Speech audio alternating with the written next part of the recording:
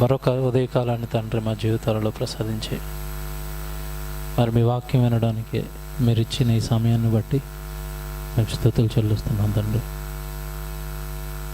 మీ మనసు అయిన మీ మాటలు ఆలోచించడానికి సిద్ధపడుతుండగా తోడుగా ఉండవని మీ పిల్లలకు అర్థమయ్యే రీతిలో చెప్పగలిగే జ్ఞానాన్ని శక్తిని ప్రసాదించమని ప్రార్థిస్తూ క్రీస్తు పేరట ప్రార్థనను అడిగి వేడుకొనిచున్నాం తండ్రి. ఆమేన్.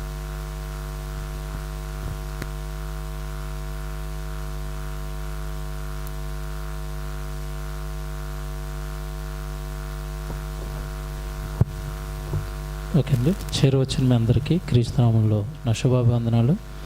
మరి ఆరోగ్యం బాగోకపోవటం వలన కూర్చొని మాట్లాడుతున్నాను. దయచేసి మరి మరోలా భావించొద్దని కొత్తగా వచ్చిన వారికి ప్రేమపూర్వకంగా మరి నా విన్నపాన్ని తెలియజేస్తున్నాను. ఓకే, మనిషిని వెంటాడుతున్న దేవుని ప్రేమ, ఈ భూమి మీద ఉన్న ఈ మానవులు, ఈ దేవుడి పిల్లల విషయంలో దేవుడు ఎంత పరితపించిపోతున్నాడు, భూమి మీద ఉన్న తన పిల్లల విషయంలో దేవుడు ఎంత జాగ్రత్తలు తీసుకున్నాడో, ఎలా మనిషి వెంట పడుతున్నాడో ఈరోజు నిజంగా మనసు పెట్టి ప్రసంగం వింటేనండి దేవుడు చాలా బాగా అర్థమవుతాడు. దేవుడి ప్రేమ అర్థమవుతుంది. దేవుడు తప్ప ఇక నాకు ఏమీ వద్దు అన్న మంచి ఆత్మీయ స్థితిలోకి మనం వెళ్ళగలుగుతాం. భూమి మీద ఉన్న మానవుడిని పరలోకంలో ఉన్న దేవుడు అసలు విడిచిపెట్టడం లేదు అన్నది ఈ పాఠం యొక్క సారం. మనిషిని విడిచి ఉండలేకపోతున్నాడు దేవుడు. కారణం మీకు ఇది అర్థం కావాలి అంటే లోక సంబంధమైన కొన్ని బంధాలు, ఆ బంధాల మధ్యలో ఉండే ప్రేమ, ఇది మీకు అర్థం కావాలి. దేవుడి ప్రేమ మనిషికి అర్థం కావాలి అంటే తనలో ఉండే ప్రేమనే కొంచెం తల్లిలో పెట్టి తల్లి రూపంలో నీకు ప్రేమను చూపించాడు. తనలో ఉండే ప్రేమనే కొంచెం తండ్రిలో పెట్టి తండ్రి రూపంలో నీకు ప్రేమను చూపించాడు. నీకు అందుతున్న భూమి మీద ఉన్న మనిషికి అందుతున్న ఈ ప్రేమలన్నీ కూడా దేవుడు పెట్టినవే అని ముందుగా మనిషి గ్రహించాలి. ఇకపోతే తల్లిదండ్రుల ప్రేమ మనకి ఎప్పటి నుంచి అందింది? తల్లి తండ్రి అనే ఈ ప్రేమ మనకి ఎప్పటి నుంచి అందుతుంది అని మనం ఆలోచించగలిగితే, వారికి వివాహం అయిన తర్వాత వాళ్ళ ఆలోచనలో పడతారు, నాకు పిల్లలు కావాలి అని. అలా ఎదురు చూపుల్లో మీరు వస్తారు. ఆ వచ్చిన తర్వాత ఆ వచ్చిన నాట నుండే మీ మీద ప్రేమ వాళ్ళకి. అది ఎప్పటి వరకు ఉంటుంది అంటే వాళ్ళ జీవితం ముగిసిపోయిన వెంటనే వాళ్ళ మీద మీకు ఉండే ప్రేమ కూడా ముగుస్తుంది. ఇది తల్లిదండ్రులు పిల్లల మధ్యలో ఉండే ప్రేమ. ఇక భార్యాభర్తల ప్రేమ అయితే మనకు తెలుసు. ఏమంటే వివాహం కావాలి అని పురుషుడు సంబంధాలు వెతుకుతూ ఒక 10, 15, కొంతమంది అయితే ఒక 50, 100 మొత్తం మీద ఇలా తిరిగి ఒకరిని సెలెక్ట్ చేసుకుంటారు. సెలెక్ట్ చేసుకున్న తర్వాత వాళ్ళ మీద ఏం స్టార్ట్ అవుతుంది? వివాహం అయిన తర్వాత ప్రేమ. ఆ ప్లేస్లో మీరు సెలెక్ట్ అవ్వకపోతే ఇంకొక ఆవిడ సెలెక్ట్ అయితే ఆ ప్రేమ ఎవరి మీదకి వెళ్ళను? ఆవిడ మీదకి వెళ్ళను. అంతే కదండి. ఇలా మొత్తం మీద భార్య భర్తలుగా వాళ్ళు చేర్చబడ్డారు. వాళ్ళ ప్రేమ అనేది ప్రారంభమైంది. అది కూడా అంతే. వాళ్ళిద్దరిలో ఎవరో ఒకరు విడిపోయేంత వరకు, లేదంటే మరణం వారిని వేరు చేసేంత వరకు ఆ ప్రేమ అనేది కొనసాగుతుంది. తర్వాత కనపడవండి. అంటే లోక సంబంధంగా మీరు ఏ బంధాన్ని ఆలోచించినా ఆ బంధం ద్వారా వచ్చే ప్రేమ అనేది తాత్కాలికమైనదని, కొంతకాలం ఉండేదని మనకు అర్థమైంది. ఇకపోతే దేవుడి ప్రేమ మనిషి ప్రేమకు భిన్నమైనదే. ఏదో ఈరోజు ప్రేమించి రేపు విడిచిపెట్టేవాడు కాదు దేవుడు. మనుషులు బాగుంటే ప్రేమిస్తారు, బాగోకపోతే ద్వేషిస్తారు. కానీ దేవుడు ఏంటంటే నువ్వు బాగున్నా బాగోకపోయినా ప్రేమిస్తాడు, బాగు చేయడానికి ప్రయత్నిస్తాడు. ఇది దేవుడి ప్రేమలో కనపడే ఒక గొప్ప లక్షణం అండి. మీరు ఆయన్ని ద్వేషిస్తున్నా సరే ఆయన్ని ప్రేమిస్తూ మనల్ని బాగు చేయడానికి ట్రై చేస్తాడు. అది దేవుడి ప్రేమలో ఉన్న ఒక గొప్ప లక్షణం. కారణం ఏంటంటే దేవుడి ప్రేమ ఇప్పటిది కాదు. మనిషిని ఈరోజు పుట్టుండొచ్చు కానండి, మనిషి పుట్టిన తర్వాత బంధాలు ఏర్పడవచ్చు, పుట్టిన తర్వాత ఆ బంధవ్యాల ద్వారా ప్రేమ అనేది పుట్టొచ్చు, కానీ అసలు పుట్టక ముందు నుంచి ప్రేమిస్తున్నవాడు దేవుడు. అందుకే మనిషిని విడిచిపెట్టి ఉండలేకపోతున్నాడు, మనిషిని దూరం చేసుకోలేకపోతున్నాడు. మనిషి తన దగ్గరకు రాకపోతే, తన మాట వినకపోతే, తన సన్నిధిలో ఉండకపోతే తట్టుకోలేకపోతున్నాడు అండి దేవుడు. నా కుమారుడు, నా కుమార్తె నా దగ్గరే ఉండాలి, నా మాటలే వినాలి. ఎందుకు ఇంత పరితపిస్తున్నాడు దేవుడు మానవుడి ఎడల అంటే దీనికి ఒక కారణం ఉంది. కారణం ఏంటంటే ఈ భూమి మీద పుట్టుకొస్తున్న ఈ మానవులందరినీ కూడా దేవుడు కొన్ని కోట్ల సంవత్సరాల క్రితమే కావాలని తనలో పుట్టించుకున్నాడు. ఈ సంగతి మనందరికీ తెలుసు. ఒకసారి ఆ మాట చూద్దాం. ఎఫెసీయులకు రాసిన పత్రిక 1వ అధ్యాయము 4-6 వచనాలు బైబిల్లో కలిసి ఉంటాయి. ఎఫెసీయులకు రాసిన పత్రిక 1వ అధ్యాయము 4-6 వచనాలు.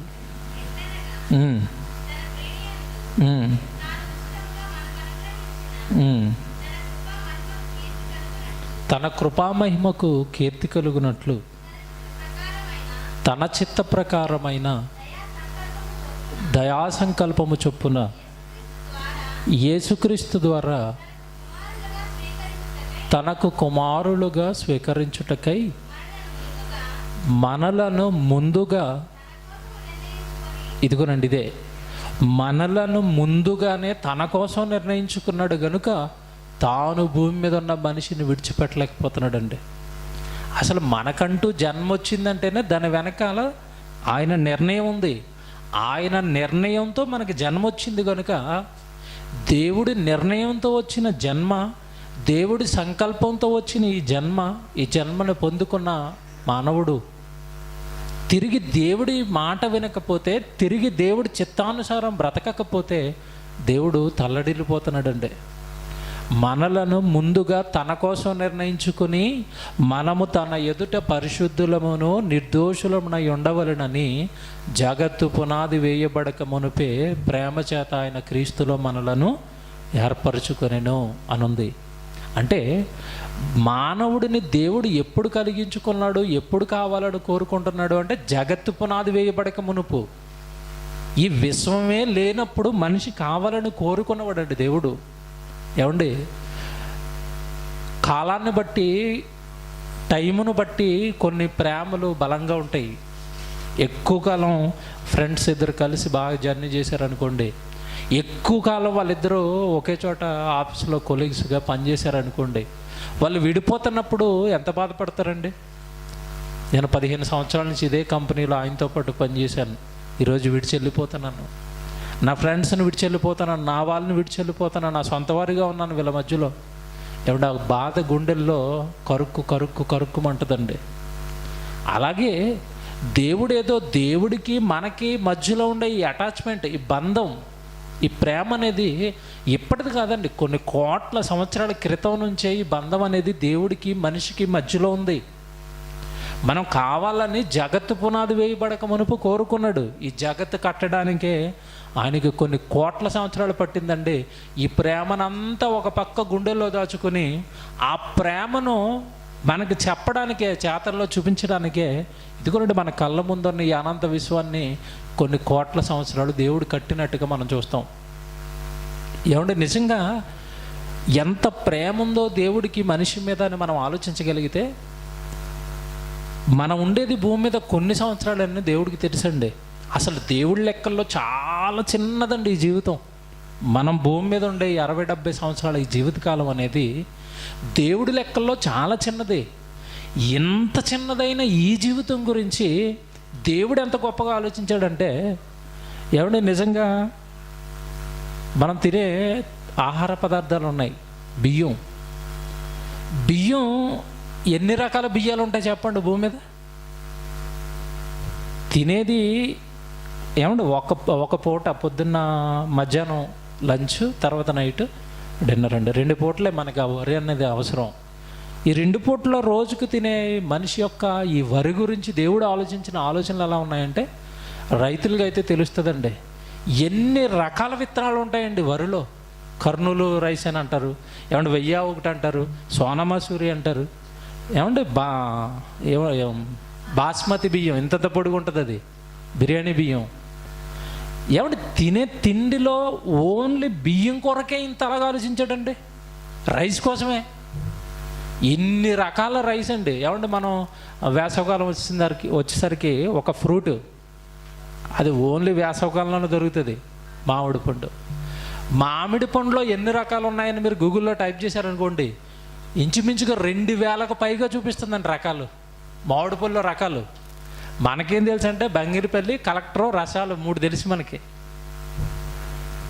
ఏమండి ఒక మామిడి పండు గురించి ఇన్ని రకాలు ఆలోచించాడు, వరి గురించి ఇన్ని రకాలు ఆలోచించాడు, ఏమండి కూరగాయల గురించి ఆలోచించాడు, తినే నాన్ వెజ్ గురించి ఆలోచించాడు. ఏమంటే ఇంత ఎందుకు ఆలోచించాడంటే, నా కొడుకు భూమి మీద ఉండేది కొంతకాలం అయినా సరే, ఉన్నంతకాలం కూడా వాడు ఎలాగ ఉండాలి భూమి మీద? హాయిగా తినాలి, హాయిగా ఈ ప్రకృతిని చూసి ఆనందపడిపోయి, మా నాన్న ఎంత గొప్పోడా, నేనుండే నా చిన్న జీవితానికి ఎంత కష్టపడిపోయాడా మా నాన్నని. ఏమండి ఈ విశ్వాన్ని బట్టి దేవుణ్ణి ప్రేమించి, ఈ విశ్వాన్ని బట్టి పొంగిపోవాలని దేవుడు కోరుకున్నాడండి. ఎక్కడ పొంగిపోయాడండి మనిషి? శుభ్రంగా అనుభవించి ఆరగించి నిద్రపోతున్నాడే తప్ప, ఇచ్చిన దేవుడి ప్రేమ ఏమండి ఎక్కడ గుర్తొచ్చింది చెప్పండి? ఒక్కొక్క ఫ్రూట్ అండి, ఒక్కొక్క పండు తింటుంటే ఒక్కొక్క రకమైన రుచి అండి నిజంగా. ఏమండి ఈ మధ్యకాలం అందరికీ డెంగ్యూ జ్వరాలు కదండి, విచిత్రం అండి ఫ్రూట్ అది. ఇంతే ఉంది కివి. నేను హాస్పిటల్లో ఉన్నప్పుడు గౌతమ్ అని నాకు పట్టుకుని వచ్చాడు. డాక్టర్లు కూడా అదే చెప్తున్నారు, మీకు జ్వరం వచ్చిందంటే కివి తినాలండి, అప్పుడే తగ్గుతుంది. అంటే ఈ జ్వరానికి సంబంధించిన మెడిసిన్ ఇప్పుడు ఎందులో పెట్టాడు? కివిలో పెట్టాడు. కొంతమంది అయితే బొప్పాయి పండు తినండి, డైరెక్ట్గా ఆకులు రసం తీసి తాగించేస్తున్నారు. ఏమండి ఇప్పుడు అందరూ డాక్టర్లే. ఇప్పుడు డెంగ్యూ అనేసరికి టక్కమైన ఫోన్లో ఏం చెప్తున్నారు తెలుసా? అర్జెంటుగా బొబ్బాయి రసం తాగిండి అన్నయ్య. ఏంటండి నిజంగా ఈ ప్రకృతిని చూడండి. అంటే మనిషికి రోగం వస్తుందని తెలిసి అవసరమైన మెడిసిన్ అంతా కూడా చుట్టూ ప్రకృతిలో పెట్టేసాడండి, మధ్యలో మనిషిని అలా పెట్టాడండి. నిజంగా పండు తింటున్నప్పుడు, ఆకులు చూస్తున్నప్పుడు నిజంగా నాకు ప్రతి క్షణం ప్రతి దాంట్లో నాకు దేవుడే కనపడుతాడండి. ఆ కివీ ఫ్రూట్ అని నా లైఫ్లో తినలేదండి మొదటిసారి. ఈ జ్వర పుణ్యాన్ని అది కూడా తిన్నాను, జ్వరం రావటం వల్ల. దాని రుచి ఏంటండి అసలు, ఇంతవరకు మనం తిన్న ఫ్రూట్స్ టేస్ట్ వేరండి, ఆ కివీ ఒక్కటి వేరండి. మరొకటి భయంకరమైన ఫ్రూట్స్ అసలు మీరు చూడలేదండి, అది మీరు తిన్నారు లేదో, ఓన్లీ రామ్దేవ్ హాస్పిటల్ చుట్టుపక్కలే ఉన్నారు. అది ఎంత ఉంటుందండి, రెడ్ కలర్లో డ్రాగన్ ఫ్రూట్, ఓన్లీ చెన్నైలో పండుతాయంట అవి. ఇప్పటికొచ్చి నేను దాన్ని కూడా చూడలేదు. దాని టేస్ట్ అంటే నిజంగా అసలు అద్భుతం అండి. మన ఏమంటారు ఇవి, సగ్గుబియ్యం ఉంటాయి కదండి, సన్న సగ్గుబియ్యం తింటే ఎలా ఉంటుందో లోపల, అది అలా ఒలుచుకొని తింటుంటే ఆ రుచి అండి అసలు. ఏంటండి ఏ మానవుడు ఇవన్నీ చేయగలుగుతాడు మీరు చెప్పండి? ఏ మానవుడు చేస్తాడండి ఇవన్నీ? అంటే మనకు ఒక రోగం వస్తుందని తెలిసి అందులో ఒక మెడిసిన్ పెట్టి, ఆ మెడిసిన్ తినరా అంటే ఎవడు తింటాడు?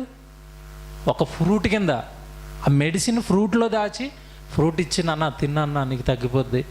ఏమంటే కళ్ళ ముందు అంత దేవుడే. ఏం జ్వరం వచ్చిన కాడి బాగా అర్థమయ్యాడండి దేవుడు. జ్వరం వచ్చాక ఇంకా బాగా అర్థమయ్యాడండి. ఏంటండి అవి వస్తున్నవి, తాగుతున్నవి, తింటున్నవి. బాబో ఈ ప్రేమ, ఇంత ప్రేమ భూమి మీద ఉన్న మానవుడి దేవుడిది. ఎందుకు ఇంత ప్రేమిస్తున్నాడంటే, బంధం చిన్నది కాదండి బంధం.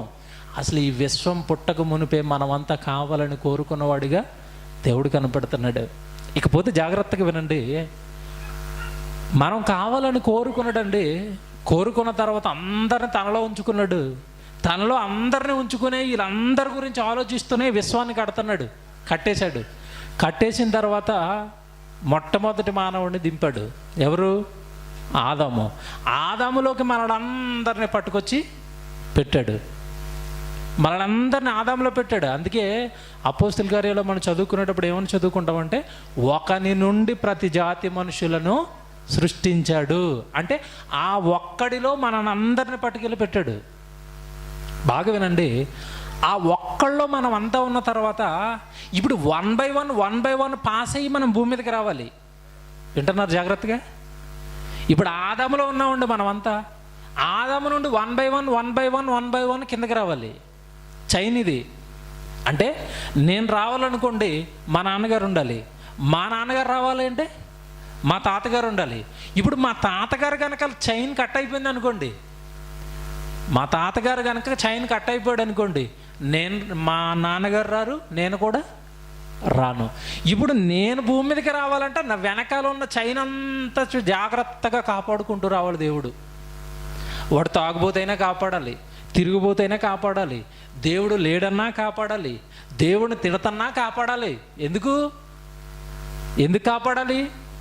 అతనికి మా తాతయ్య గారికి వివాహం జరగకపోతే, వాడి గర్భం నుంచి మా నాన్నగారు రాకపోతే, ఆ గర్భంలో ఉన్న నేను రాను భూమి మీదకి. ఎంత కష్టం అండి దేవుడికి. మీరు ఆలోచించండి. మీరు రావాలి అంటే మీ వెనకాల ఉన్న చైన్ మీరు ఒకసారి ఊహించుకోండి. మీ కుటుంబాలను ఏమన్నా దేవుడిని గొప్పగా నమ్మేసిన కుటుంబాలే కాదండి. అయిన వాళ్ళని కాపాడాడు. అయిన వాళ్ళని రక్షించాడు. కారణం ఏంటంటే వాళ్ళ గర్భాలను దాటుకుంటూ మీరు వస్తున్నారనే. మన కోసమేనండి మన వెనకాల ఉన్న ఈ కుటుంబాలన్నీ అలా కాపాడుకుంటూ వచ్చాడు దేవుడు. దేవుని పిల్లలారా, ఇలా కాపాడుకుంటూ, ఇలా ప్రేమిస్తూ వస్తాడు నా కొడుకు, వస్తాడు నా కుమార్తె భూమి మీద, నన్ను ఎరుగుతుంది, నన్ను మహిమపరుస్తుంది, నా గురించి చెబుతుంది, నేనున్నానని నలుగురికి పంచుతుంది, నా ప్రేమను పంచుతుంది, నా వేదన పంచుతుంది అని భూమి మీద ఉన్న మానవుడి ఎడల దేవుడు కలలు కని కంటికి రెప్పలా పెంచుకుంటూ వస్తున్నాడండి. ఇకపోతే మనకి తెలిసిన ఒక వాక్యం ఉంది బైబిల్లో. ఇలా రావాలి అని కోరుకున్న ఈ మానవుడు ఒకరోజు సడన్గా వచ్చేస్తాడు. తండ్రి గర్భం నుండి శుక్రకణంగా బయలుదేరి తల్లి గర్భంలోకి వచ్చాడు. వచ్చిన తర్వాత పిండం ఉండదు, ఒక రక్తపు ముద్ద. ఆ ముద్దను కూడా ప్రేమిస్తున్నాడు దేవుడు. ఎందుకంటే రావాలని ఎదురు చూశాడండి. వస్తాడు అనుకుంటే ఇప్పుడు వచ్చాడు. శుక్రకణంగా తండ్రి నుండి బయలుదేరి అది తల్లి గర్భంలో పడ్డాడు రక్తపు ముద్దగా. దావీదన్న మాట మనకు తెలుసు, నేను పిండమునై ఉండగా నీ కన్నులు నన్ను చూచెను. ఎందుకు చూస్తున్నాడంటే అమ్మ వచ్చాడు నా కొడుకు, ఇంక పని ప్రారంభిస్తాడు. ఏం పని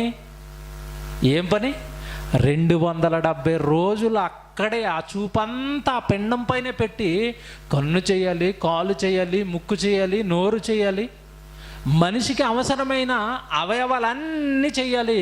270 రోజుల అవయవాలన్నీ రెడీ అయిపోయిన తర్వాత ఈ రూపం అనేది, దేవుడికి కావలసిన ఒక రూపం అనేది రెడీ అయిపోయిన తర్వాత ఆయనే ఒకరోజు డెలివరీ డేట్ ఫిక్స్ చేసి బయటికి పంపిస్తాడు. అవునా? తల్లి డాక్టర్ గారి దగ్గరికి వెళ్ళి స్కానింగ్ చేసినప్పుడు రిపోర్ట్ ఇస్తారు వాళ్ళు. ఏమంటే 2వ తారీఖు మీకు డెలివరీ అయిపోద్దంటే అవుతుందా? అవ్వదు. ఎవరివ్వాలి డెలివరీ? ప్రోడక్ట్ రెడీ చేసిన అతను ఇవ్వాలి డెలివరీ. ఈ ప్రోడక్ట్ని రెడీ చేసింది ఎవరు? పొట్ట లోపల ఇప్పుడు దేవుడు. ఆయనకి తెలుసు ఎప్పుడు కరెక్ట్గా డెలివరీ ఇస్తాడు, కరెక్ట్గా బ్రతుకుతాడు. వీళ్ళు ఏమంటే మినిమం అండి అటు కానీ ఇటు కానీ అంటారు అంతే. వాళ్ళు కూడా డైరెక్ట్గా చెప్పరండి పాపం. ఏమంటే అయితే ముందు అవ్వచ్చు, లేదంటే తర్వాత అవ్వచ్చు. మాకు 9వ నెలని ఇచ్చారండి మా పిల్లోడిని. 4 రోజులు ఉన్నాడు ఎక్స్ట్రా లోపల. 10వ నెలను వచ్చాడు బయటికి. ప్రోడక్ట్ తయారు చేస్తున్నాడు ఒక ఆయన చేతుల్లో ఉంటుంది డెలివరీ ఎప్పుడు అనేది. అందుకేనండి మనకి ఆయన ప్రేమ అర్థం కావాలని ప్రతిదీ రాశాడండి. కాకపోతే మనిషి తీవ్రంగా అక్షరాలను చూశాడు తప్ప, బైబిల్లో ఉన్న వాక్యం అనగానే అక్షరాలు చూశాడు తప్ప ఆ అక్షరం వెనుకున్న దేవుడి మనసు ఆలోచించలేదు. అసలు ఈ రూపం గురించి ఆయన మాట్లాడుతున్న ఒక మంచి మాట మీకు చూపిస్తాను చూడండి. మీరు ఎప్పుడు చదువుకునేదే యెషయా గ్రంథం 49వ అధ్యాయం చూడండి. యెషయా గ్రంథం 49వ అధ్యాయము 16వ వచనం.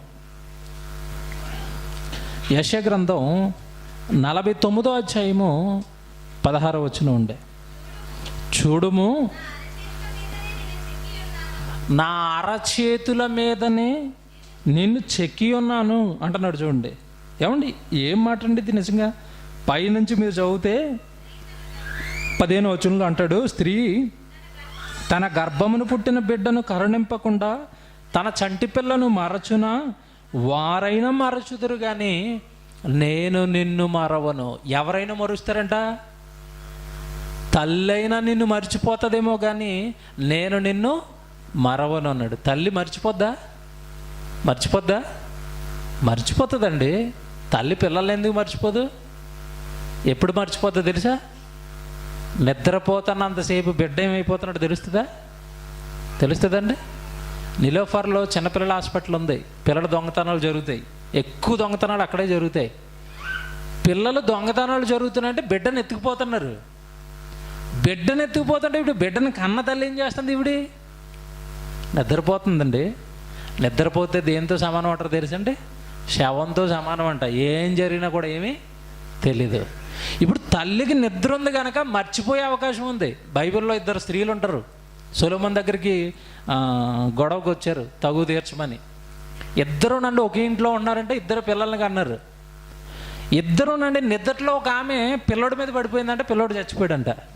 నాకు ఆ సందర్భం చూసి చాలా నవ్వు వేసిందండి.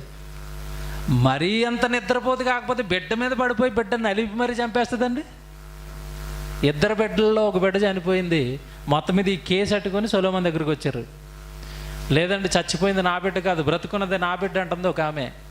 లేదు నా బిడ్డ అంటుంది ఒక ఆమె. సొలొమోను తీర్చిన ఒక గొప్ప న్యాయం అండి అది.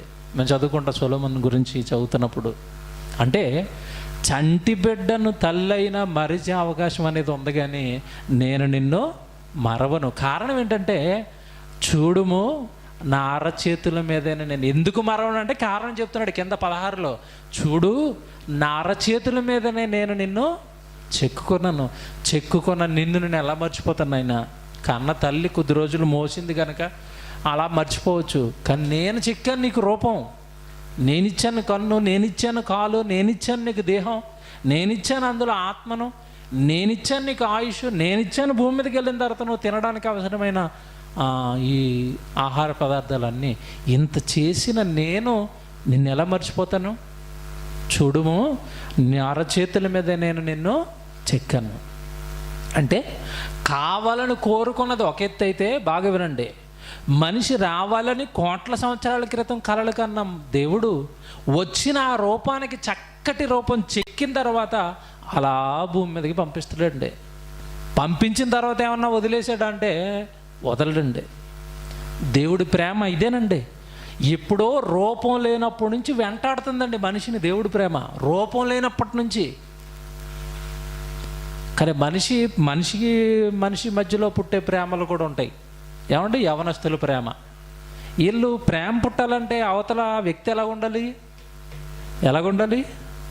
అందంగా ఉండాలి, ఎర్రగా ఉంటేనే ప్రేమిస్తారు. ఏమంటే ఈయనకి కరెక్ట్గా ఈయనకి తగ్గ హైట్ అయితేనే ప్రేమిస్తారు. ఈయన అంటున్న ప్రతిదానికి ఆవిడ ఓకే అంటేనే ప్రేమిస్తారు. ఆవిడైనా అంతే కదండి. నేను అంటున్న ప్రతిదాన్ని ఆయన ఒప్పుకుంటేనే ఆయన మీద నాకు ప్రేమ. అలా కాదండి, ఇలాగ అంటే చాలండి, ఇంకా నా మాట వింటలేదండి, నన్ను ప్రేమించట్లేదండి, నన్ను పట్టించుకోవట్లేదండి. దేవుని పిల్లరా, ఏమీ లేనప్పటి నుంచి ప్రేమిస్తున్నాడండి. ఒరిజినల్ ప్రేమ అండి దేవుడిది. ఏమీ లేదు, మనకు రూపం లేదు, మనకు ఒక దేహం లేదు, కావాలని జస్ట్ కోరుకున్నాడు, ప్రేమ ప్రారంభించాడండి. ఏమంటే వెంటాడుతున్నాడండి, ప్రేమతో వెంటాడుతున్నాడండి. ప్రయాణంలో తోడుగా ఉన్నాడు తల్లి గర్భం వరకు. తల్లి గర్భంలో 270 రోజులు ఏమంటే ఆ రూపం ఇచ్చాడు, అక్కడ కాపాడాడు, మళ్ళీ భూమి మీదకి పంపించాడు. భూమి మీదకి పంపించిన తర్వాత వెంటనే వీడికి అవసరమని ఏమంటే ఆ తల్లిలోనే ఈ పిల్లాడికి అవసరమైన పాలు పెట్టాడు, పాలు తాగుతున్నాడు. కొంతకాలానికి ఆహారం తినడం 6 నెలలకు ప్రారంభిస్తాడు. ఆహారం తినడం ఏమంటే ఎన్ని రుచులండి, ఎన్ని రంగులండి. ఇదంతా కూడా మనిషిని వెంటాడుతున్న దేవుడి ప్రేమ. ఏ క్షణం విడిచిపెట్టడండి, ఏ క్షణం విడిచిపెట్టడు. అలా చూస్తూనే ఉంటాడు, అలా పెంచుతూనే ఉన్నాడు, అలా కాపాడుతూనే ఉన్నాడు. బైబిల్లో మరో మాట ఉంటుంది, మనందరికి తెలిసిన మాట. భూమి మీదకి వచ్చేసిన తర్వాత యేసుప్రభు ఒక సందర్భంలో మాట్లాడుతూ ఒక వండర్ఫుల్ సంగతి చెప్పాడండి మనిషికి సంబంధించి. ఏమన్నాడు తెలుసా? నాయన, ఈ విశ్వంలో మనిషి అడుగుపెట్టిన తర్వాత ఈ ప్రపంచాన్ని ఒక మహాశక్తి కబలించింది, అదే సాతాను. ఎక్కడ దేవుడి పిల్లల్ని అది ఎక్కడ చంపేస్తుందనని ఇతనికి కాపలాగా ఎవరిని పెట్టాను అన్నాడు. మళ్ళీ దేవదూతల్ని కాపలాగా పెట్టానని చెప్పాడు. ఈ సంగతి మనకు తెలుసు కదా. వీరి దూతలు దేవుని సముఖమునందు రెడీగా ఉన్నాయి. అంటే నాకు దూతలు ఉన్నాయి, మీకు దూతలు ఉన్నాయి. ఈ భూమి మీద ఉన్న మానవులందరికీ మళ్ళీ కాపలాగా, సెక్యూరిటీగా దేవుడు ఎవరిని పెట్టుకున్నాడు? మళ్ళీ దేవదూతలను పెట్టుకున్నాడు. అంటే మీరు ఇదంతా వింటున్నప్పుడు నెమ్మదిగా మీరు ఇదంతా పరిశీలించుకుంటూ వస్తుంటే అసలు మనిషిని దేవుడు ఎక్కడ విడిచిపెట్టట్లేదండి, ఎక్కడ విడిచిపెట్టట్లేదు. ఇది యోబు గారు గమనించాడండి. ఈ సంగతి గమనించి ఒక వాక్యం రాశాడు. యోబు గ్రంథం ఏమన్నా నిజంగా ఎంత బాగుంటుంది చూడండి వచనం. యోబు గ్రంథము 7వ అధ్యాయము 17వ వచనం ఉండే. యోబు గ్రంథము 7వ అధ్యాయము 17వ వచనం. మనుష్యుడు ఏ పాటివాడు, అతని గణపరచనేలా, అతని మీద నీవు మనస్సు నిలపనేలా. ఏమండి ఈ మాటలు వింటున్నప్పుడు అండి అసలు బట్ వండర్ఫుల్ అండి. దేవుడు ఎక్కడండి, మనిషి ఎక్కడండి? దేవుడి శక్తి ఏంటి, మనిషి శక్తి ఏంటండి? అసలు దేవుడి రూపం ఏంటి, మనిషి రూపం ఏంటి? అలాంటి శక్తి కలిగిన మహానుభావుడైన దేవుడు భూమి మీద ఉన్న మనిషి మీద తన మనసు ఉంచుకున్నాడంట. ఏమంటే మనిషి కంటే గొప్పవి చాలా ఉన్నాయండి విశ్వంలో. మనకంటే సూర్యుడు చాలా పెద్దడు, అలాగని సూర్యుడి మీద మనసు లేదు దేవుడికి. మనకంటే ఈ భూమి చాలా పెద్దది, అలాగని ఏమంటే ఈ భూమి మీద దేవుడికి మనసు లేదు. మనకంటే దేవదూతలు చాలా శక్తివంతమైనవి అవి, అలాగని దేవదూతల మీద కూడా దేవుడికి మనసు లేదండి. ఇప్పుడు ఆయన మనసంతా కూడా ఎవరి మీద ఉందంట? మనిషి మీద. భలే రాశాడండి ఆయన. ఏమన్నాడు చూడండి, మనుషుడు ఏ పాటివాడు, అతన్ని గణపరచనేలా, అతని మీద నీవు మనస్సు నిలపనేలా. చూసారా, దేవుడు ఎవరి మీద నిలిపాడంట? మనసు మనిషి మీద. మనిషి మీద మనసు నిలిపాడు దేవుడు. ఇంకా ఏమంటే చుట్టూ ఉన్న ఆయనకి కళ్ళ ముందు ఉన్న వాటి మీద దేని మీద మనసు లేదండి, ఓన్లీ మనిషి మీదే. మీరే కావాలి నాకు, మీతోనే ఉండాలి నేను, మీరు నాతో ఉండాలి, నా మాటలు వినాలి. ఏమంటే ఆ కిందకు ఒక మాట అంటాడు, మీరు అలా చదువుకుంటూ వెళ్తే, ప్రతి పగలు నీవు అతన్ని దర్శింపనేలా, ప్రతి క్షణమున నీవు అతన్ని శోధింపనేలా. ఏమంటే ఈ మాటలు ఆలోచించండి. ఎప్పుడు దర్శిస్తున్నాడంట మనిషిని దేవుడు? ఎప్పుడంట? ప్రతి పగలు నీవు దర్శింపనేలా. అంటే ప్రతిరోజు వచ్చి చూసుకుని వెళ్ళిపోతున్నాడా? మనకి తెలియదండి, మనం నిద్రపోతూ ఉంటాం. తెల్లవారుజామున జరుగుతుంది ఈ కార్యక్రమం అంతా. తెల్లవారుజామున బాగా గొర్రెట్టు మనం నిద్రపోతూ ఉంటాం, దేవుడు వచ్చి అన్ని చూసుకుని వెళ్ళిపోతూ ఉంటాడు లెక్కలు రాసుకుని. తెలుసా, ప్రతిరోజు లెక్కలు జరుగుతున్నాయి మన మీద. ఈ లెక్కలు రాసుకోవడానికి దేవుడు మనిషి దగ్గరికి ఎప్పుడు వస్తాడంటే కరెక్ట్గా తెల్లవారుజామున. ఎందుకంటే ఏ టైంలో కూడా శుభ్రం దొరకడు కదండి మనిషి చేతికి. ఎప్పుడు దొరుకుతాడు చెప్పండి? పగలు దొరుకుతాడా? పగలు బిజీ బిజీ బిజీ కదండి, ఎక్కడ దొరుకుతాడండి? పోనీ రాత్రి అయినా శుభ్రంగా పడుకుంటాడంటే ఊర్లో అయితే 7 గంటలకు 8 గంటలకు పడుకునేవారు ఒకప్పుడు. ఈ హైదరాబాద్ వచ్చిన తర్వాత ఇంక పగలు లేదు, రాత్రి లేదు. రాత్రి 12 గంటల వరకు కూడా రోడ్ల మీద తిరుగుతూనే ఉంటాడు. ఇంకెప్పుడు దర్శించాలి మరి? దర్శించడానికి వీడు దొరికే కాలం ఒకటే. ఏ కాలం? తెల్లవారుజామున. అయితే ఎంత పని చేసినా సరే తెల్లవారుజామున ఖచ్చితంగా వీడు దొరుకుతాడు. ఆ టైం ఎన్నుకున్నాడండి.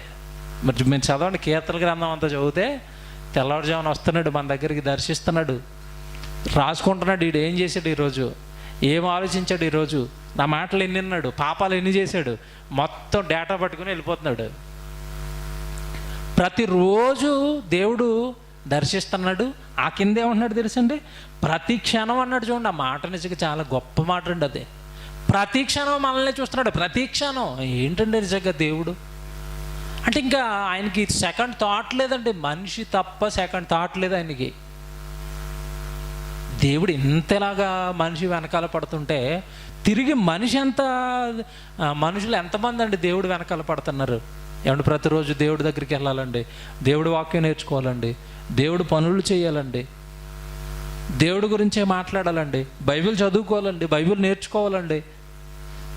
దేవుని పిల్లలరా, ఈ సంగతులు తెలియని వారి గురించి, ఈ దేవుడి వాక్యం రాని వారి గురించి, ఈ సత్యంలోకి రాని వారి గురించి ఎవడ నిజంగా ఎంతమంది ఆలోచిస్తున్నాం మనం?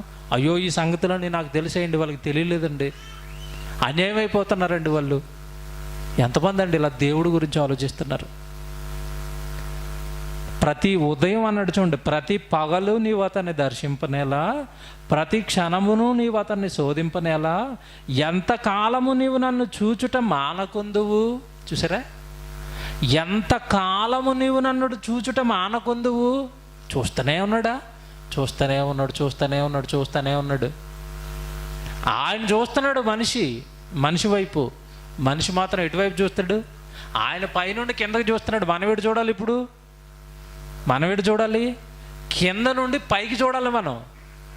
అసలు ఈ కళ్ళు ఎప్పుడైనా పైకి వెళ్తాయండి? బాగా ఆలోచించండి. కన్ను ఎప్పుడైనా పైకి వెళ్తుంది? అమ్మో తండ్రి అన్నట్టుగా పైకి వెళ్తాయి కళ్ళు?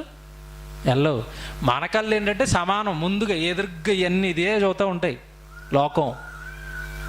ఈ లోకంలో ఉన్నవి, ఈ లోకంలో తినేవి, ఈ లోకంలో అనుభవించేవి, ఈ లోకంలో సుఖపడేవి. ఏమండి, ఆయన కన్ను ఇక్కడి నుంచి ఇక్కడ చూస్తుంటే ఈ కన్ను అటు చూడాలని కోరుకున్నాడు. అందుకే యేసు ప్రభు ప్రార్థన చేస్తాడు, ఆకాశం వైపు కన్నులెత్తి పరలోకమందున్న నా తండ్రి. ఎప్పుడు నుండి యేసు ప్రభు కన్ను పైకే ఉంటుందండి. ఎందుకంటే పరలోకంలో మా తండ్రి ఉన్నాడు, పరలోకంలో మా తండ్రి ఉన్నాడు, పరలోకంలో నా తండ్రి ఉన్నాడు. మనకి నేర్పింది కూడా అదే ప్రార్థనలో. ఆయన గురించి ఆలోచించండి. ఆయన మీ వైపే చూస్తున్నాడు, ఆయన మీ గురించి ఆలోచిస్తున్నాడు. ఏమండి, ఎంతకాలము నీవు నన్ను చూచుట మానకుందువు, నేను గుటక వేయి వరకు నన్ను విడిచిపెట్టవా. ఎప్పుడు విడిచిపెడతాడంట? నేను గుడక వేసే వరకు నన్ను విడిచిపెట్టండి. గుటకంటే ఏంటనుకుంటున్నారు? ఈ భూమి మీద జీవితం ముగిసిపోయేంత వరకే చూస్తాడండి. మారతామేమోనని, దేవుడికి దగ్గర అవుతామేమోనని, దేవుణ్ణి ప్రేమిస్తామేమోనని. ఈ జీవితం ముగిసిపోయిందా పట్టించుకోడండి ఇక. ఎందుకంటే చేదాటిపోయింది ఇక. ఆయన చూసి ఉపయోగం లేదు ఇక. ఈ లోకాన్ని విడుస్తాడు, ప్రాణం పోయింది అంటే మరో లోకాలకి, పాతాళానికి వెళ్ళిపోతాడు. అక్కడ ఆయన చూసి కూడా ఏ ఉపయోగం అనేది ఉండదండి. దేవుడు చూస్తున్న కాలం ఇది, దేవుడు ప్రేమిస్తున్న కాలం ఇది, దేవుడు రావాలని కోరుకుంటున్న కాలం ఇదండి. ఈ కాలాన్ని చక్కగా వాడుకోవాలండి మనం. ఈ టైంలోనే చెయ్యాలి. దేవుడి కోసం ఏం చేయాలనుకున్నా ఈ టైంలోనే తిరిగి మనం దేవుడిని ప్రేమించాలి. ఇంత ప్రేమను దేవుడు చూపిస్తున్నప్పుడు తిరిగి మానవుడు చూపించే ప్రేమ ఏమిటి చెప్పండి? దేవుడు ఏం కోరుకున్నాడు తెలుసండి? పోనీ ఇంత పెట్టుబడి పెట్టి ఇంత మనిషిని ప్రేమించి దేవుడు కోరుకున్నది ఏం కాదండి, చిన్నదే. ఒక చిన్న కోరుకున్నాడు బైబిల్లో, అంతే. ఏమన్నాడంటే ఒకసారి చూడండి, మార్కు సువార్త. అసలు మనిషి నుండి దేవుడు ఏం కోరుకుంటున్నాడు అని మీరు ఆలోచిస్తే, మార్కు సువార్త 12వ అధ్యాయం అండి.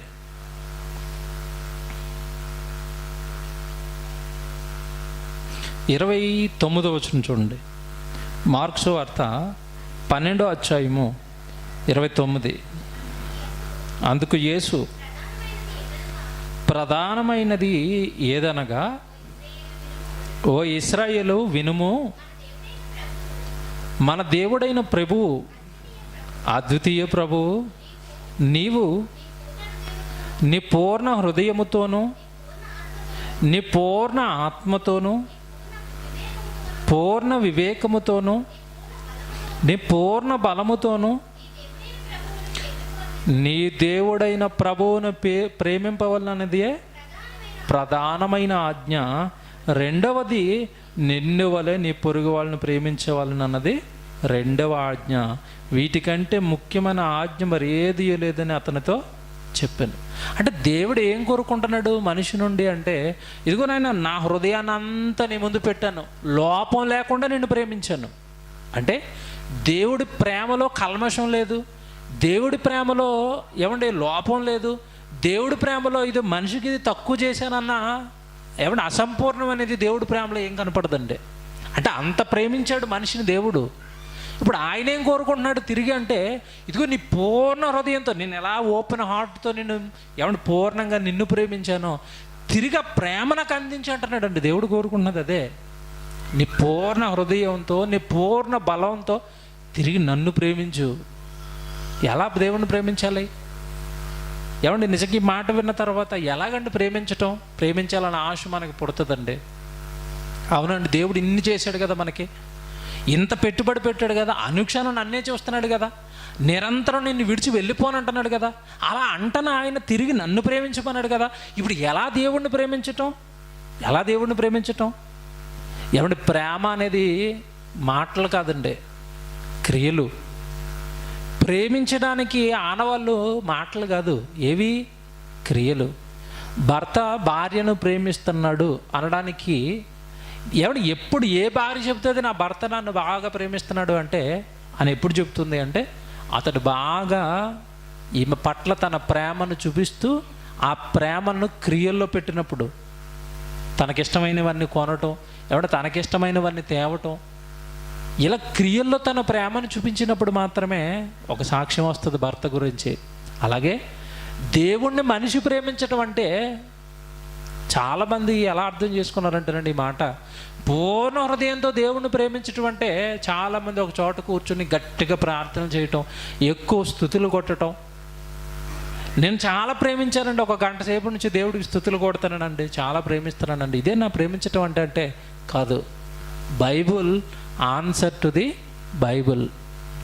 ఇప్పుడు ప్రేమించమన్న దేవుడు ఎలా ప్రేమించాలో మరలా ఆయన రాశాడు వాక్యంలో. ఆ వాక్యం నెరవేర్చటమే ప్రేమించటం. ఒకసారి చూడండి ఎలా ప్రేమించాలో దేవుడు చెబుతున్న ఒక మాట చూపిస్తాను. యోహాను గారు పత్రిక రాశారు, 1 యోహాను 3వ అధ్యాయం చూడండి. యోహాను గారు రాసిన మొదటి పత్రిక 3వ అధ్యాయము 18వ వచనం చూడండి.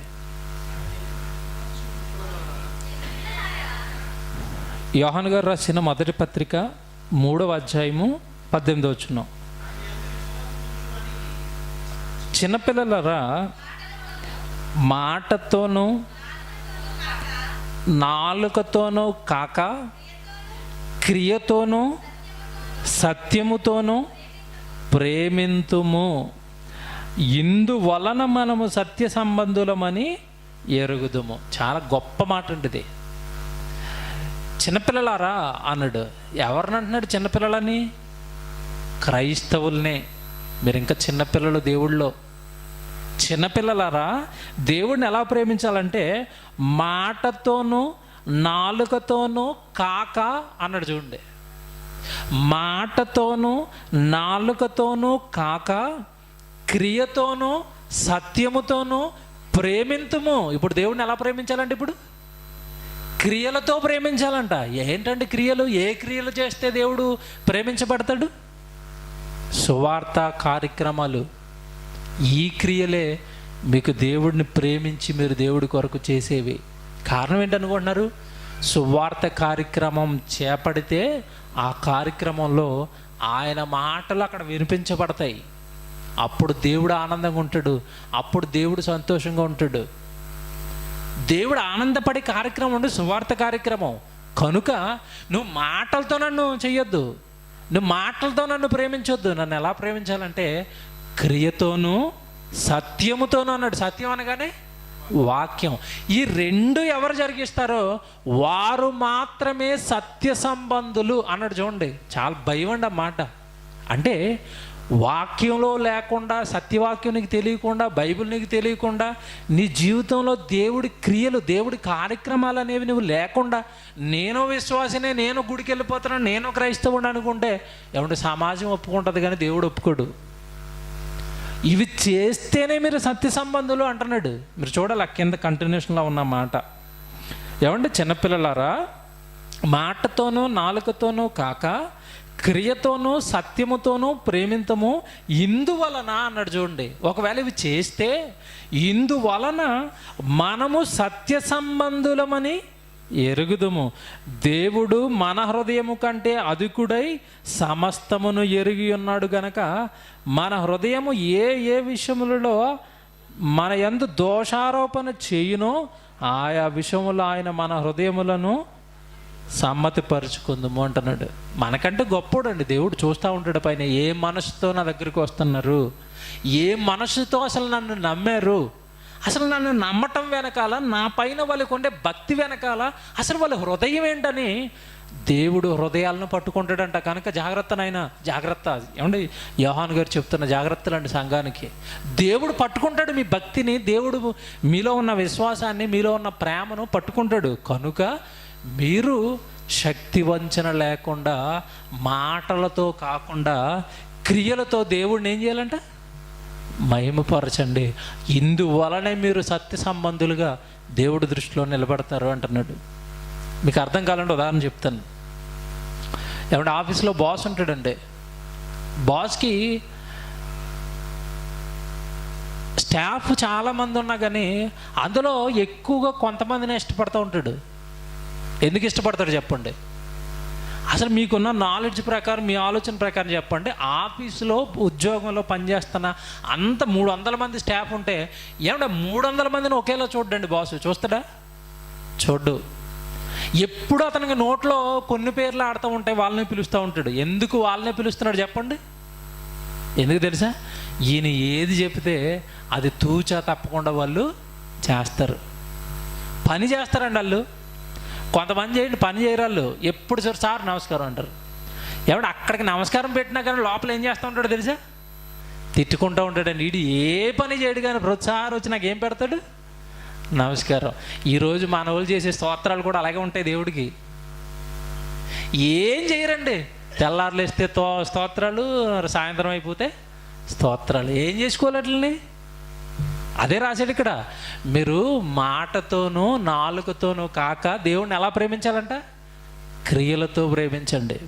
ఏమంటే ఇప్పుడు మనకి ఇక్కడ పక్కనే బిహెచ్ఎల్ ఉంటుంది. మీరు ఎప్పుడైనా లోపలికి ఎంటర్ అయితే అక్కడ ఒక పెద్ద బోర్డు ఉంటుందండి. ఆ బోర్డు మీద ఏమని రాసి ఉంటుంది తెలుసా? వర్క్ ఈజ్ వర్షిప్ అని ఉంటుంది. అంటే పనియే పూజనీయము అని అర్థం. వర్షిప్ అంటే ఏంటి చెప్పండి? ఆరాధన అంటే ఏంటి? వర్క్. దేవుడి కొరకు నువ్వు చేసే పనులే నువ్వు దేవుడికి చేస్తున్న ఆరాధన. ఒక చోట కూర్చొని నలుగురు, ఒక 10 మంది ఒక చిన్న సంఘం కట్టుకుని మేము గొప్ప ఆరాధన చేసాము ఈరోజు. ఏం ఆరాధన? అక్కడ ఏముంది? అక్కడ మనం కూడుకుంటున్నది ఇక్కడికి ఎందుకో తెలుసండి? వాక్యం నేర్చుకుంటాం. వాక్యం నేర్చుకుని వాక్యాన్ని పట్టుకొని నలుగురు వైపులకి వెళ్ళిపోతున్నాం, ప్రకటిస్తున్నాం. ఈ సంఘం ద్వారా వాక్యాన్ని చెప్పించే కార్యక్రమాలు చేపడుతున్నాం. ఇవండి పనులండి. పనులు వర్షిప్ అండి. ఏమండి, ఈ సత్యాన్ని సమాధి చేసిందండి సాతాను. ఆరాధన అనగానే ఏమంటే ఎక్కడికక్కడ దుకాణాలు, ఓ నలుగురు కూర్చోవటం. మళ్ళీ అందులో ఆరాధనలో కూడా రకరకాల ఆరాధనలు. ఏమంటే నేను అప్పుడప్పుడు ఓపెన్ మీటింగ్లకు వెళ్ళినప్పుడు అండి, ఓపెన్ మీటింగ్లో కూడా ఆరాధన చేస్తారండి. మనం ఆరాధన ఎప్పుడు చేస్తాం? సండే రోజు చేసుకుంటాం అంతే. వాళ్ళ ఆరాధన ఎప్పుడు చేస్తారో తెలుసా? ఓపెన్ మీటింగ్లో కూడా ఆరాధన చేస్తారు. ఆ ఆరాధనకి స్పెషల్ స్పీకర్ వస్తాడు. మళ్ళీ ఓన్లీ ఆరాధన చేస్తాడు, ఇంకేం చేయడైనా. ఇది ఏంటనుకుంటున్నారు? ఆరాధన అంటే మైక్ ఇచ్చుకుంటాడు, ముందే సౌండ్లతో చెప్తాడు, పెద్ద సౌండ్, బట్టలు బాగా లేపండి అంటాడు హై సౌండ్కి. అంతేనండి, ఇక మొదలు పెడతాడండి ఇక గోల. స్తోత్రం స్తోత్రం స్తోత్రం స్తోత్రం అని చెప్పి ఆయన కింద పడిపోతాడు, మీద పడిపోతాడు, వెనకాల కుర్చీలో కూర్చున్న మా మీద పడిపోతాడు. మొత్తం మీద గట్టిగా అరిచి చివరిలో ఏమంటాడు తెలుసా? ఆరాధన ముగిసింది అంటాడు. అంతే. ఏంటది? దేవుని పిల్లలరా, ఆరాధనకి అర్థం తెలియలేదు. చూసారా ఎంత బాగా రాసిరండి వాక్యం. మీరు నాలుకతో వద్దు, మాటలతో వద్దు నన్ను ఆరాధిస్తే ఎలా ఆరాధించాలి? క్రియలతో. తర్వాత సత్యం, వాక్యం ఉండాలి. అక్కడ వాక్యం ఉన్న చోట జరుగుతుంది దేవుడికి ఆరాధన. ఇది ఇక్కడ జరుగుతుంది ఆరాధన, వాక్యం. దేవుని పిల్లలరా, వాక్యం చెప్పకుండా సొంత కథలు చెబుతూ ఆరాధనల పేరుతో ఈరోజు మోసం చేశారంతా. అందుకే యేసుప్రభు వస్తున్న కాలాన్ని కూడా వీళ్ళు ఉంటారండి. వాళ్ళ గురించి ఒక మంచి మాట చెప్తాడు, మీరు చూడాలి. మార్కు సువార్త యేసుప్రభు ప్రసంగాలు చేస్తున్న కాలంలో కూడా ఉన్నారు వీళ్ళు. మార్కు సువార్త 7వ అధ్యాయానికి రండి, 6వ వచనం.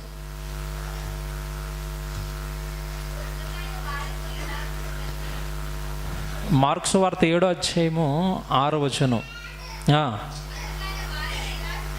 అందుకు ఆయన వారితో ఇలాగూ చెప్పెను, ఈ ప్రజలు పెదవులతో నన్ను కనపరుచుదురు కానీ. ఏమండి, ఈ వాక్యం ఎంత రైటో మీరు ఆలోచించండి. ఈరోజు ఆరాధించే వాళ్ళు అంతా కూడా దేంతో ఆరాధిస్తున్నారంట? పెదవులతో. పెదవుల నుండి మాటలు వస్తున్నాయి దేవుడికి స్తోత్రం అని. అది ఎక్కడి నుంచి వస్తుంది? పెదాలపై నుండి వస్తుంది. కానీ వాళ్ళ హృదయం నాకు ఎలాగుందో తెలుసా? దూరంగా ఉంది. హృదయం ఏమో ఇంట్లో ఉంటుంది, బాడీ మాత్రం ఇక్కడ ఉంటుంది. ఇక్కడున్న బాడీతో దేవుడికి ఆరాధన జరుగుతుంది, హృదయం మాత్రం ఇంట్లో ఉన్న బంగారం పైన, ఏమన్నా ఇంట్లో వండుకొని వచ్చిన చికెన్ కూర పైన. చాలామంది ఎలా తిరుగుతాయండి. ఇక్కడ ఉంటారు, మనుషులే ఉంటారండి, ఇక్కడ బాడీయే ఉంటుంది, ఇక్కడ మనుషులు మాత్రం ఉండరు. టైం చూసుకుంటా ఎప్పుడు అయిపోతుందో, ఎప్పుడు వెళ్ళిపోతామో, ఎప్పుడు పడిపోతామో ఆ లోకంలో. ఏమంటే వదులుకుని గంట అయిపోయింది, లోకాన్ని వదులుకుని గంట అయిపోయింది, ఇల్లు వదిలేసి 2 గంటలు అయిపోయింది. ఏమండి ఎంత బాగా రాశారండి వాక్యం. ఇది ఇప్పటి కాదండి, మళ్ళీ యేసుప్రభు ఈ కాలంలో గుర్తు చేస్తాను. ఈ వాక్యం యెషయా గారు చెప్పింది. యెషయా కాలంలో అలాగే ఉన్నారు, యేసుప్రభు కాలంలో అలాగే ఉన్నారు, ఈ కాలంలో కూడా అలాగే ఉన్నారండి. హృదయపూర్వకంగా దేవుడి దగ్గర కూర్చొని, దేవుడి సన్నిధిలో కూర్చొని, దేవుడి వాక్యం స్వచ్ఛమైన మనసుతో దేవుడి వాక్యం విని, భలే రాశాడండి దేవుడు, నా గురించి ఇన్ని మాటలు రాశాడా, నన్ను ఎంత ప్రేమిస్తున్నాడని. ఏమంటే హృదయపూర్వకంగా వాక్యాన్ని అంగీకరిస్తే వాళ్ళ మనసులో, వాళ్ళ ముఖంలో ఒక గ్లో వస్తుంది. అప్పుడు వాళ్ళ హృదయం వాక్యంతో కనెక్ట్ అయినట్టండి. అది అంటున్నాడు ఇక్కడ, వారు పెదవులతో నన్ను గణపరచుదురు కానీ వారి హృదయం నాకు దూరంగా ఉన్నది. వారు మానవులు కల్పించిన పద్ధతులు దైవోపదేశములను బోధించుచు నన్ను వ్యర్థముగా ఆరాధించుతురని వ్రాయబడినట్టు వేషధారులైన మిమ్మును గూర్చియే యెషయా ప్రవచించినది సరియే. యెషయా రాశాడు ఇది. ఏమన్నా ఆ తర్వాత చూడండి, ఒక మాట అంటాడు, మీరు దేవుని ఆజ్ఞను విడిచిపెట్టి అన్నాడు. ఏం విడిచిపెట్టారంట? దేవుడి ఆజ్ఞను విడిచిపెట్టేశారు. దేవుడి ఆజ్ఞను విడిచిపెట్టి మనుషుల పారంపర్యాచారమును గైకొనుచున్నారు. మరియు ఆయన మీరు ఏ పారంపర్యాచారమును గైకొనుటకు దేవుడి వాక్యమును బొత్తిగా మీరేం చేస్తారు? ఏం రాశారంటే, అంటే ఒక్కొక్క సంఘానికి ఒక్కొక్క ఆరాధన పద్ధతి. ఎవరు పెట్టారు అవి? ఆరాధన ఇలాగే చేయాలని ఎవరు పెట్టారు పద్ధతులు? దేవుడు పెట్టలేదు. ఎవరు పెట్టారంట? మనుషులు. ఈ పద్ధతులను పాటించడానికి చివరికి దేని సైతం పక్కతో చేస్తున్నారంట? వాక్యం. వాక్యం వద్దు, ఆరాధనలో వాక్యం వద్దు. ఏమంటే చాలా సంఘాల్లో మీరు చూడండి, అయ్యగారు నెత్తి మీద ఒక గడియారం ఉంటుంది, ఏమండి ఆయనకి ఎదురుగ్గా ఒక గడియారం ఉంటుంది. ఎందుకనుకుంటున్నారు? ఎందుకనుకుంటున్నారు? టైము. దేనికి టైము? ఏమండి ఎంతసేపు పాటలు పాడండి, సంఘం ఏమందండి? ఓ ప్రార్థన మీద ప్రార్థనలు, ప్రార్థన మీద ప్రార్థన చేయండి, ఏమనరండి. సాక్ష్యాలు చెప్తారండి, ఇంకా నాకు రాత్రి జ్వరం వచ్చింది, పొద్దున్నకి తగ్గిపోయింది, మా పిల్లోడికి గిరోచనాలు, సంఘానికి వస్తే సరిగ్గా తగ్గిపోయింది, వీటికి కూడా ఏమనరండి వాళ్ళు. ఆయన పొరపాటున బైబిల్ ఓపెన్ చేసి వాక్యం అనగానే అప్పటికి ఉన్న హుషారంతా అలా చచ్చిపోద్దండి. ఎందుకో వాక్యం అనగానే ఇంకా చచ్చిపోద్దంతే హుషారు. ఏమంటే ఓపిక పట్టి 20 నిమిషాలు అంటారండి, లేదంటే గట్టిగా అరగంట, ఇంకంతే. చివరిని ఏం లేకపోతే తెరిచండి, వాచ్ ఇలా చూపిస్తారు ఆయనకి. ఇలా ఆయనకి ఇది చూపించగానే ఆయన అప్పుడు చూసుకుంటాడు బాగుంది దాన్ని. ఎందుకంటే వాక్యం చెప్పే సేవకుడికి ఎలా ఉంటుందండి, ఇంకో 4 దేవుడి మాటలు చెప్తే బాగుంది అన్నట్టుగా ఉంటుంది. అలా మనసు అలాగే ఉంటుందండి ఎప్పుడు. వాళ్ళు ఎలా చూపించారు అప్పుడు చూస్తారు, బామ్మ ఎదురుగా ఉన్న గడియారు, అమ్మో టైం అయిపోయింది, అరగంట అయిపోయింది, సరే ఇంక ముగించుకుందాం అంటాడు, అంతే. ఏం వాక్యానికి విలువ లేదండి. వాక్యంలో ఉన్న దేవుడి సంగతులు నేర్చుకోవాలనే ఆలోచన లేదు. అసలు వాక్యం మీద ప్రేమ లేకుండా చేశారండి ఈరోజు దేవుని పిల్లలారా. ఏమంటే ఇదేనండి దేవుడికి ఇష్టం, వాక్యమే వాక్యమే వాక్యమే. ఆ వాక్యంలో మనం ఎంత ఉంటే అంత ఇష్టం అండి దేవుడికి. ఆ ఇష్టాన్ని నెరవేర్చే వాళ్ళుగా ఉండాలి. ఎప్పుడైతే వాక్యం ఎక్కుతామో అప్పుడే క్రియలోకి వెళ్తామండి. మనిషి ఒకేసారి భక్తిలోకి వెళ్ళిపోడండి. ఒకేసారి దేవుడు కలల కన్నా మనిషిగా దేవుడు తయారు చేయడానికి ఒక పద్ధతి, ఒక విధానం పెట్టాడు బైబిల్లో.